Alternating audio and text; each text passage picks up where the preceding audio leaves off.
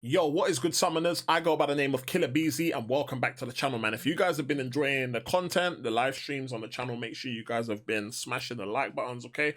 What I wanted to talk about was the Abyss of Legends Easy Path.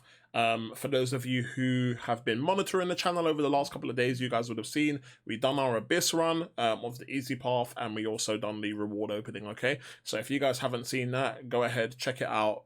Check out the opening. If you guys have like times where you're just chilling out or traveling, or just kind of like, I don't know, washing dishes or something like that, throw on the live stream. I cannot stress to you enough.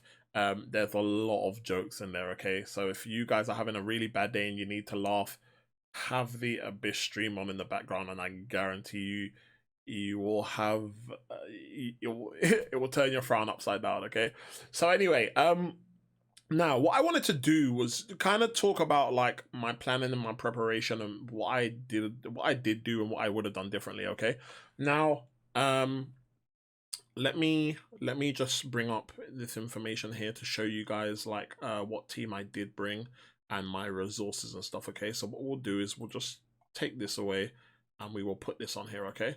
Right, so as you can see, the team that I went in with was Magneto, Aegon, Human Torch, Heimdall, Doom, okay? I was contemplating bringing Symbiote, Supreme, and Doom instead of throwing Mags in there. After watching about 10 different live streams of people doing their Abyss runs, I thought that Doom would do fine for me, okay? Now, what I'm going to do is start off by saying one of these regrets that I have is bringing Magneto. Now, the reason I regret bringing Magneto, and this is what I'll start off with, okay, is like for the path that I was doing. So let's look at the paths where Magneto would have been, the fights where Magneto would have been effective, okay? So we've got Omega Red, who's metal, okay? We have Ghost, who is metal. We have Iron Man Infinity War, who is metal, right? We also have, who else comes under metal? I think possibly, I don't know if Obsidian comes under metal, but I believe that's it, okay? Now, those fights aren't necessarily difficult fights, okay? So the reason why I wouldn't use Mags in the Omega Red fight is because you're still trying to build Aegon's combo. By the time we got to the Quake fight, Aegon was at 999 hits. So we didn't, I mean, like, yeah, Aegon done the job there, right? Ghost is such an easy fight for Aegon. You kind of don't really need like Magneto, man. Like, if I'll be honest with you, Magneto's okay, but like when you're into like your first 2 or 3 fights of Abyss, you kind of just want to get fights down as quickly as possible, okay? Now, Magneto is usable in these fights, but you're just making fights a lot longer than they need to be, okay? So what I mean by that is like, it's not just about the combo and whatnot with Aegon. Obviously, like you very much overuse his ability to get the Furies, to do the massive extra damage, to have little moments where like you can hit into their blocks and you know your hits are unblockable. These things enable you to be able to fight a lot more aggressive, okay? And because you're able to fight a lot more aggressive, you're able to get a lot of big bursts of damage, okay? Now, this is something that you cannot do when you bring in people like Magneto. So all in all, the fights that are fairly simple where you can use Aegon, you want to use Aegon, and Aegon only. It's my opinion, okay? So I found that like after the Quake fight, I just wanted to get fights over and done with as quick as possible, okay? So therefore, in my opinion, anyone considering bringing Mags, I would kind of say there's no point. It's the same with like Iron Man Infinity War, to be honest with you. He gave me a very hard time. But for how long it would take Magneto to kill him, kind of makes no. I might as well just Aegon can get that done a lot quicker. Do you know what I mean? So again, even if you're bringing him, I personally would think that you are better off just if you got Aegon and Human Torch on your team, you're better off just using those guys. Or even if you're bringing in someone like Void as a fifth person, you know, even that, in my opinion, would be a better option. You know, I feel like Magneto would work a lot better if you're gonna try and bring in Magneto for Iron Man Infinity War only. Then bring him in if you have mastered how to reparry. If you know how to reparry, then it's not a bad shot. But if you don't, in my opinion, there's no point in bringing Magneto. Okay, so that's my advice to everybody. So far that are contemplating bringing in Magneto. Okay, now the thing with Doom and Symbiote Supreme, right, is yes, they're both really good, and for the Venom the Duck fight, this is what I found a lot of people were saying. For the Venom and Duck fight, you know, Symbiote Supreme is a lot better, but you know, for everything else, our Doom can deal with.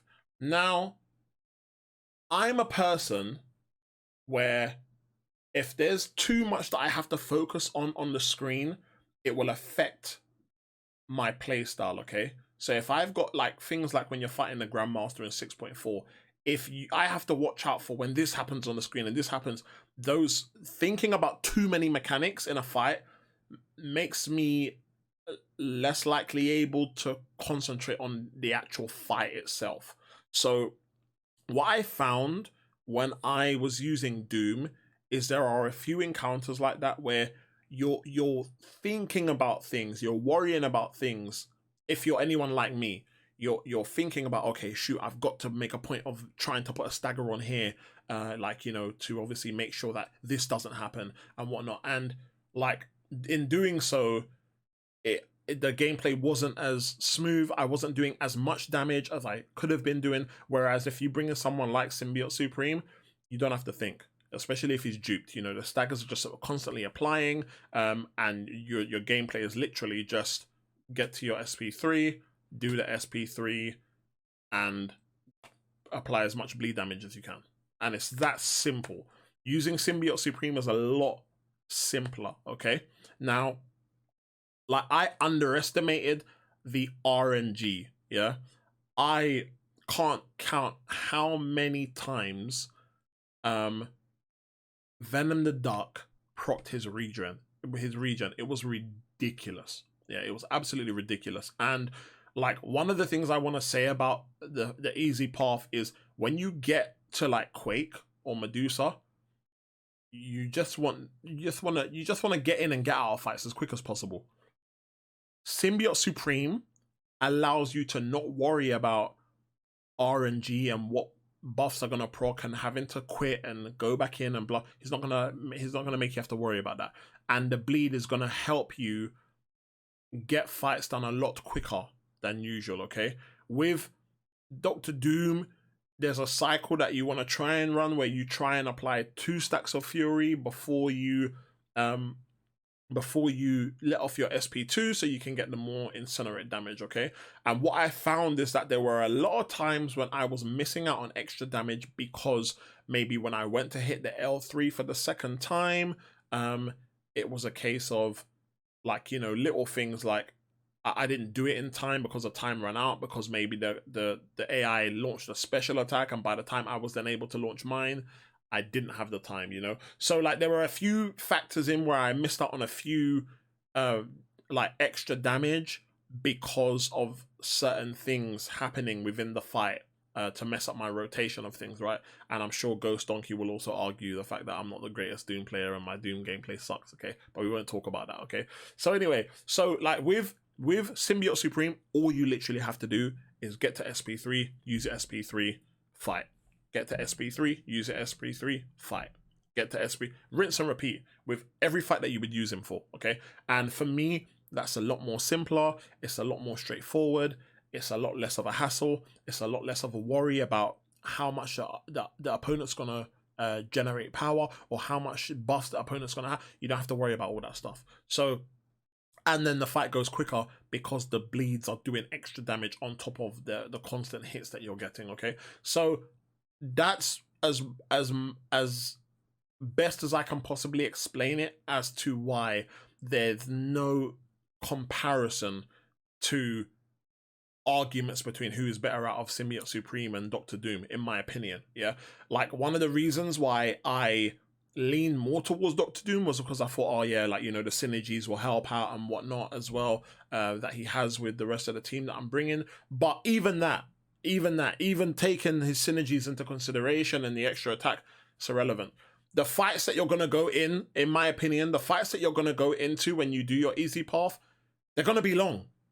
There's only a handful of ones that are short fights. They're going to be long regardless. Regardless of whether you have the extra attack or not, they're going to be long fights, okay? So, in my opinion, like, bringing Doom in for the synergies and the extra percentage attack that you get, like, Aegon for majority of the fights that you're going to be using, this is, of course, if you're bringing in Aegon, like, if you're bringing in the normal Aegon, Human Torch, and, like, a Symbiote Supreme or Doom or whatever, Aegon's going to be able to do so much damage anyway from the way you play him in this type of content, that an extra 6% is really not gonna warrant you leaving Symbiote Supreme out of the team, and Symbiote Supreme being able to take out those cosmics a lot quicker than a Doom would be able to. You know what I mean? So that's my opinion. Obviously, if you guys still want to pick Doom over Symbiote Supreme, you're more than welcome to. I just feel like it's a lot more of an easier time going in there with Symbiote Supreme. You don't have to worry about whether RNG is going to be in your favor, and therefore, you know, you don't have to spend a lot of time backing out of fights. Because that's another thing. Another thing people don't take into consideration is, like, you can only get a certain amount of hits in, then you have to quit the fight anyway. So, like, or you just obviously just die. So, like, these fights that you're going in with Doom, where Doom obviously doesn't necessarily have the damage there, even if you're having good runs, the extra damage that you could get from Symbiote Supreme and the bleeds could obviously, you're getting extra damage for every bleed stack that you obviously do, right? So which means you're causing damage without doing hits, essentially, right? For a certain period of time in the fights, right? So the more damage you're doing in every run that you have, the less revives that you're having to use as well. So that's another thing to factor in as well, that when you are going into certain fights with Doom, you're going to be doing certain amounts of damage. Yes, you are, but there's only so much damage you can do. So even if you're having really good runs and you, like, Doom doesn't have enough damage to take down, I don't know, say you go in with Doom and you have a really good run and you take down 20% of the health, you have to go in there another 4 times, right, after the first attempt, right? Whereas with Symbiote Supreme, you might find that within one run, you do 40% damage because the bleeds were just ridiculous, right? So therefore, you only got to go in 2 more times. So you save yourself an extra 2 revives in that particular fight. And I feel like there are a lot of occasions like that where that would come in handy within the first path. So I feel like the argument for Symbiote Supreme and Doctor Doom, I definitely feel like Symbiote Supreme, that's one regret that I had, not bringing Symbiote Supreme. Of course I didn't, because I wanted to try Magneto, you know, and this is the thing, if you don't try things, then you don't know. You know, I know a few people that have been contemplating bringing Magneto in for their runs or whatnot. I wanted to test it out because I was doing a run. I've tested it out. I would highly recommend people that are thinking about bringing Magneto to not bring Magneto, but obviously that's just my opinion. Obviously, you guys are free to bring whoever you want in, but just if you want an easier time, that's another thing. These fights are so long. Like, you know, I feel like I have a fairly good amount of patience. Like, it doesn't really get to me that much, but the fights are long, and you're going to get to a point where you just want to get through it as quickly as possible. And sometimes it can be very frustrating going in there with champions to test certain things and it not working, because then you can't just back out and go, you know, especially if you used a lot of resources already. But all in all, man, it was very straightforward. The Thing fight, I think when we finished Thing, we had a combo of about 560, I believe it was. When we finished a Mega Red, we had a combo of about 920 something. And then throughout the fight with Quake, we were at 999. So those fights weren't too bad at all. Medusa was fine. We used Doom. Mephisto was fine. I activated Mephisto. This is another thing, because I've heard some people say activate Human Torch's pre-fight ability on Mephisto, and I've heard a few people say I'll save it for Mordo or save it for Iron Man Infinity War. Now, my Human Torch is Sig 200, and whatnot. Now, I thought my way of thinking was, if I go in there with the pre-fight ability against Mephisto, it's obviously I can do the damage, and it's a very good opportunity for a one shot. Okay, so it'll save me resources. Okay, going in there, saving it for Iron Man Infinity War.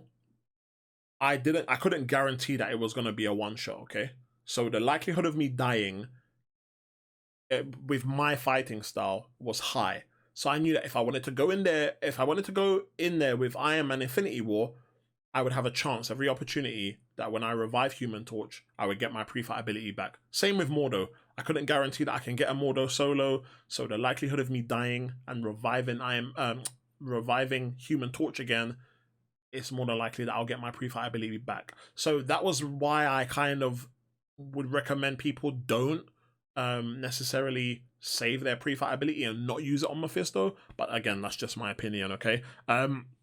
So Mephisto was fine. Captain Marvel movie was fine as well. Doom took care of her just spamming SP1s. There was a time in the match where I didn't use my SP1 straight away and my power built over, and I didn't realize that when your power builds over, I think it's 1.5 bars of power, you'll start to take energy damage. So my energy was going down and I didn't know why. So besides that, the fight was fine. The Ghost fight was very straightforward with Aegon. The Iron Man Infinity War was probably by far the biggest pain in the neck. That was probably my most painful fight, I believe. Which kind of we mainly use Aegon for anyway. Joe Fixit was fine. We use Aegon for that. Mordo was fine. I use Human Torch for that. Venom the Duck was okay. Like I said, it was a long fight. We used Doctor Doom for that, but we had to back out a lot of times because he was proccing regen a lot. Yeah, even there was times where I nullified the regen. I put a stagger on, and obviously it nullified the buff or whatnot. But yeah, like he was proccing regen a lot. Howard the Duck, we used Aegon for, I believe. Hyperion was fine. We used Doctor Doom for. The Champion was fine. We used Doctor Doom for. Cyclops was okay. I think Cyclops took about 11 revives, I believe it was. He was okay. Once again, like I said, I struggle with paying attention to certain things on the screen while I'm doing my fights. So trying to remember when I have to parry and trying to remember when I have to evade was getting to me. But when you get into the motion with it, it wasn't too bad, man. Loki was fine. I used Human Torch for. Aegon was fine. I used Aegon for. Invisible Woman was fine. I used Aegon for Invisible Woman. She wasn't. I thought she was going to be a little bit more of a headache, but she was absolutely fine. Obsidian, we used Doctor Doom for. Again, it was spamming SP1s when Obsidian had buffs on. I did make a few mistakes and throw SP1s when he didn't have any buffs on. But if you make sure that you only use your SP1s when he has the buffs up from the combo shield, and then when he doesn't, just make sure you focus on getting him to a bar of power so he can use his SP1 again, okay? And then the collector we done. I think the collector we done in a lot less revives than Iron Man Infinity War, man. Like honestly, like the collector wasn't really that bad as well. We had to summon on Unit Man as you do, but yeah, apart from that, it was all right. I can't remember which one. It was definitely either the collector or Iron Man Infinity War that we used the most revives on. But all in all, I was happy with the run, man. And the thing is to remember when you're doing content like this, remember, like you're going in there prepared with a certain amount of items to use. Don't worry about the amount of times that you die. You are going to die in content like this. You are going to die. It's inevitable. Okay, so you're gonna have your fights. It's a real test of your patience, your endurance. You are going to have silly deaths. You're gonna go into fights and get hit straight away and not do no damage. It's gonna happen. Okay, don't get frustrated at yourself. Don't get frustrated at the game. Stuff happens, okay? There's going to be so much things. Your devices are going to be responsive. There's going to be so much things that is going to occur when you do content like this. Don't make it frustrate you, okay? There were several times where I finished the fight, I went to stretch my back, I went to walk, I went to make a hot drink. I think there was even 1 or 2 fights where in the middle of the fights I was like, nah, let me take a breather. Went and made a cup of tea, came back, talked with the chat a little bit, had one go, just take your time, okay? It's gonna take a while. You don't have to do it all in one go like I did. You can take your time with it. You just go at your own pace, okay? That's all it is. Go at your own pace. Do not stress about it. Do not worry about counting your deaths, okay? Don't worry about that stuff. Just save up enough resources where you can feel comfortable that you will have more than enough so that you don't have to worry about potentially going into a run and not being able to finish it. You'll be fine, okay? Anyway, but last but not least, as you can see above my head, so I had about 47 revives in my stash, a mixture of 20% and 40% revives. I had like over 200 health potions as well. That's something I didn't put in there. But to be honest with you, I only used my health potions in, which fight was it? I used my health potions in the collector fight, the boss fight at the end. And I think I used them one more time, which I think was against Mordo. I think against Mordo I might have healed up with using Human Torch as well. But besides that, I wasn't really worried about healing in any of the other fights, to be fair. Those were like the main two for me. So yeah. So I still had a lot more health potions left. And as you can see, I managed to use I went in with about 3,800 units. And I used all of my revives that was in my stash, and I also used 3,200 units. So I was really happy that I was still able to save some units, and also at the same time, I was able to, because I had about 650,000 battle chips. So that was like my emergency for units if we needed to. But I was happy that we didn't need to, you know? So yeah, man. So overall, I am tired because I done it all in one go. So I'm knackered, my body's shattered, which is why I'm not streaming the day after the Big Abyss stream. So I'm taking that time to rest. I'm still, but you know, the grind continues, man. We're back on the arena grind. You know, obviously arena's resetting tonight. Well, at the time that you're seeing this video, arena would be already up and running. So, you know, but I'm back on the grind, man. I got to grind for the next path. So I'm not sure what my next path is going to be. Probably that will be another video where we talk about it. But yeah, I'm ready. I'm not ready to go back in now with my resources, but I'm ready to get another path down, man. I'm definitely down for that. So yeah, let me know if these tips helped you guys. I really hope they did.